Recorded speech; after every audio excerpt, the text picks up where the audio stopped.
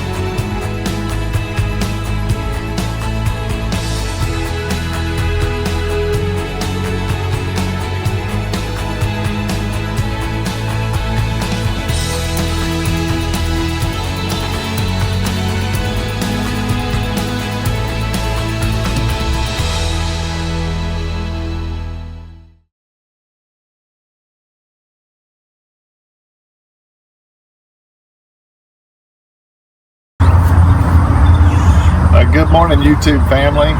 Here it is in the middle of July. We live in zone 8A in Newport News, Virginia, and it's 95 degrees during the day. And thinking about your fall garden is, for many of you like myself, is probably the last thing on your mind right now. But actually it needs to be on the forefront of your mind, because it takes a while to get your garden prepared. And you're also going to grow stuff from seed. You're going to need at least 4 weeks to get your seed up to transplanting size into the earth garden. And you know, it doesn't take too long to get there. It gets on you before you know it, and the next thing you know, you miss your planting window. So I want you to be sure to plan ahead if you're planning on starting a fall garden. Don't let it sneak up on you. Now, one of the things I was thinking about this year was the amount of money that I end up spending on my fall garden, because I do a lot of planting from 4-inch size cups instead of direct sowing, and that can run up a cost. My garden for the fall is going to have 19 rows of plants in it, and each one of my rows I have it spaced out where I can get 12 plants on that row. And if you go to the nursery and try to buy these starter plants, you're going to find out they're $2.50 all the way up to $3 and even more in some places. But even if you just say $2.50, with my garden, I'm going to have 19 rows, 12 plants per row. That's 228 plants at $2.50 a piece. That's $570. Nancy ain't gonna like that. So I started thinking, you know, the fall is hot. It's still hot when I get ready to do my seeds, and if I want to start from seed like I do in the wintertime for the spring garden, you end up starting inside or in a greenhouse, and I don't want to try to put that many flats of seed starter flats inside the house, and I don't have a greenhouse. So I'm going to make a outdoor seed starter rack. The thing I need to start my seeds is warmth. That's all I really need. And in the fall, when I'm doing my fall vegetables, actually what I'm trying to do is keep the heat down, because too much heat will just scorch them, and too much sunlight will just burn them up. So I had to come up with a way to eliminate those two problems, and I wanted to walk you through what I did. I built an outdoor seed rack, and I did it for about a couple of $100, and I'm going to get you know, some seeds. It cost me about $35, and then my soil, seeds, starter soil, and peat, maybe another $100. You know, when you add it all together, I'm still less than that $570. So I'm going to have an initial cost of building the rack, but from now on in the years ahead, all I'm going to have to do is buy soil and seed, and that's a tremendous savings. So let me show you how I did that. This is my starter table. This is where I actually plant my seeds, and I get them started in the cups right here with the soil. And once I get the plant ready, the soil, the seeds planted in the cups, I bring them over to my outdoor rack.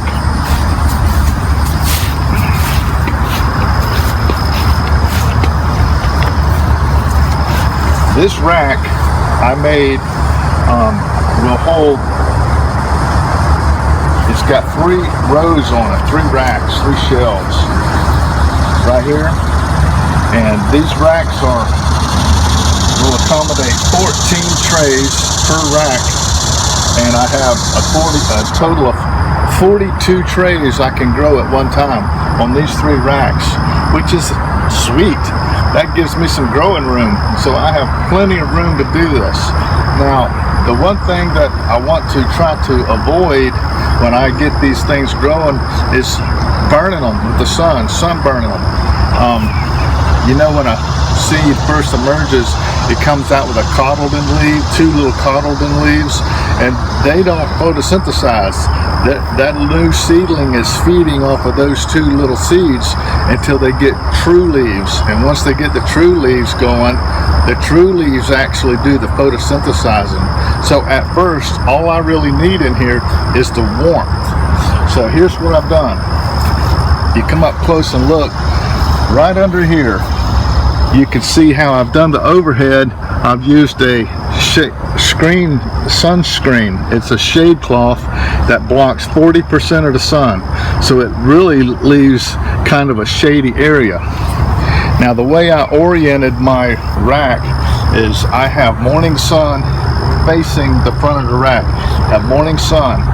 So I brought this drop cloth down the front. And this blocks 40% of that morning sun, but it's getting the morning sun straight into those trays. Now at noontime, that sun will come on up over to the overhead, and it hits the overhead here where I have these 2x2 slats.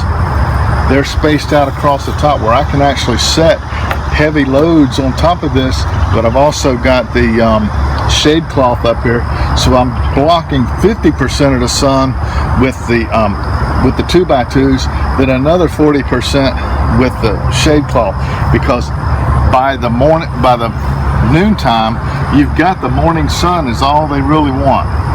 Even when they have the true leaves, all they really want is that morning sun. By noontime, they've had enough, and if I keep bearing down on them with sunlight, it's just going to burn up the plant. It's going to dry out, burn the leaves. You'll see them turning yellow, and it'll kill the plant. So you want to block that sun by noon. In the afternoon, the sun is over here in the west setting, and I put this cloth right here on the back of the unit. This right here is the kind of stuff that I use if I need to cover my plants in the wintertime to keep them from freezing. This is a freeze cloth. It's very cheap. Get big rolls of it, and I put it on here to block 100% of the sun in the afternoon. So there's the formula.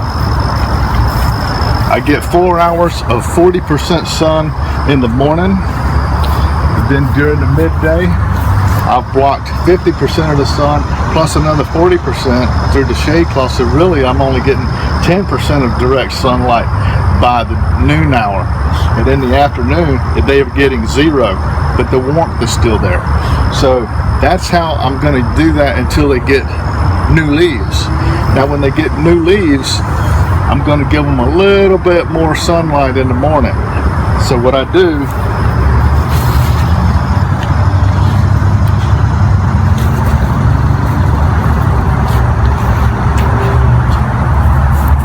pull off the front, and I roll it up.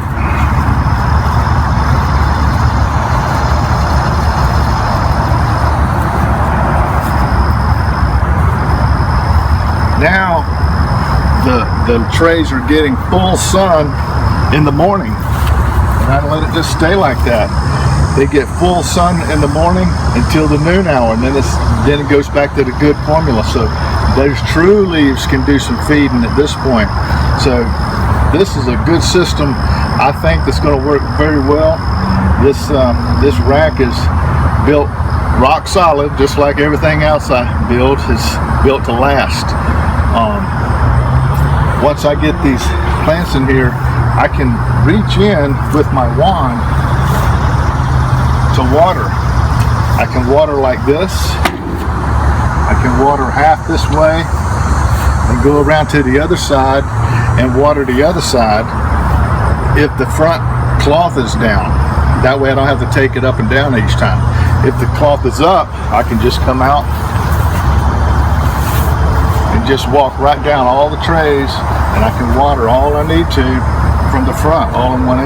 Either way, you've got the watering covered with this simple little watering wand. Gives you a good way to water them.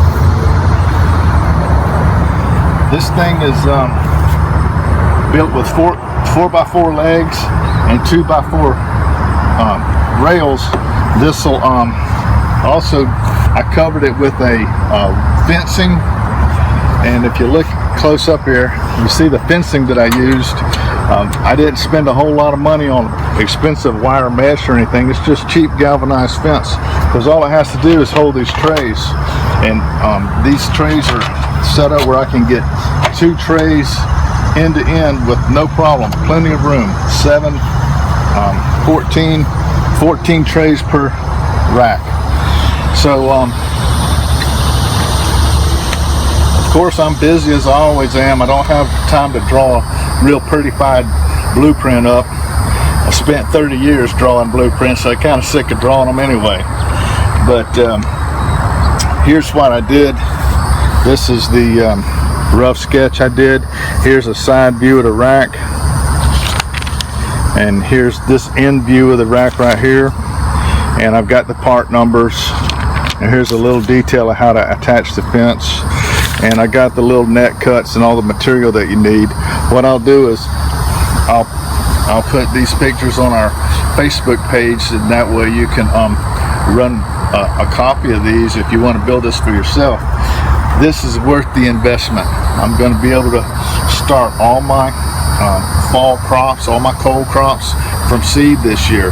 And another good thing about doing that is, have you ever gone to the nursery to try to buy your starter plants and only to find that they're all picked over, they don't have what you want, what they do have looks like it's about to die, it's the ugliest plants you've ever seen, and they're expensive, and it's very disappointing. With this rack, I can order all my seeds in advance. I can get all the real cool stuff I want to get, all the heirloom varieties, the rare seeds from places like Baker Creek, and it's fun to do. Not only is it frugal, it's fun. So enjoy your gardening by starting from seed, and you can nurture them little babies all the way from, you know, the infancy and the little maternity ward here, all the way until you put them out into the earth garden. So I hope you want to take a time and think about building one of these for yourself. It's worth the investment for your fall crops. And if you really want to, in the spring, you can remove all this cloth. It comes off very simply, and you can cover this in polyurethane plastic, and you have an instant greenhouse using the same thing, just use the clear plastic. And you could do your spring crops as well, treat it like a mini greenhouse. But for the fall, I'm using it as basically a hot house. It'll stay cool inside here with the shade cloth. It has flow-through ventilation through the ends, where I have plenty of air movement and warmth and sunshine. I don't see how it can go wrong. So I hope you got something out of that, and I appreciate you watching. And if you like our videos, I ask you to go to our channel and hit the subscribe button and be a part of our YouTube family. And always remember, till I see you next time, by His hands we are fed. Give us, Lord, our daily bread. Amen. Have a blessed day.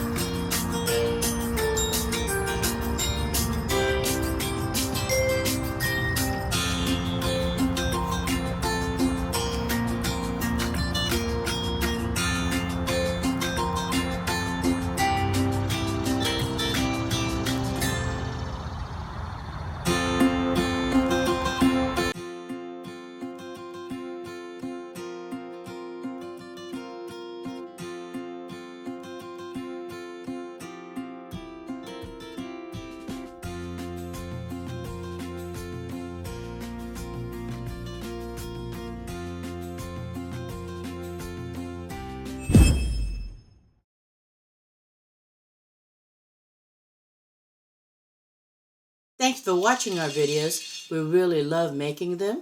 If you like our videos, please like our Facebook page to get the latest tips and tricks. Please subscribe to our YouTube channel to get the newest video. Like it, it would really inspire and encourage us. But most importantly, share it to encourage others. We'll welcome your comments and questions. Thank you. Have a blessed day.